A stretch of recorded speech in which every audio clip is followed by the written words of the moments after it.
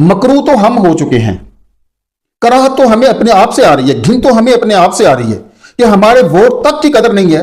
हमारी जिंदगियों की क्या कदर होगी, हमारी जानों की क्या कदर होगी, हमारी नस्लों की क्या कदर होगी। क्या हमारा यार एक वोट ही तो है ना 5 साल बाद, खुदा के लिए यार, ये मेरी रिक्वेस्ट है, मेरी इल्तजा है, आप सुनिए, मेरी मिन्नत है, अल्लाह वास्ते का सवाल है मेरा कि हमारा यार एक वोट ही है ना, 5 साल बाद वही हमने करना होता है ना। और हमारा हुकूमत में है क्या? मैं गरीब आदमी हूं, मैं पसमानदा और लोअर मिडिल क्लास से तलक रखने वाला बंदा हूं, अपने हाथ से रोजी कमा के खाने वाला बंदा हूं। मेरा इख्तियार क्या है, मेरा हक क्या है? मेरा हक सिर्फ यही है कि मैंने एक वोट देना है। यार मेरा वो वोट किधर है?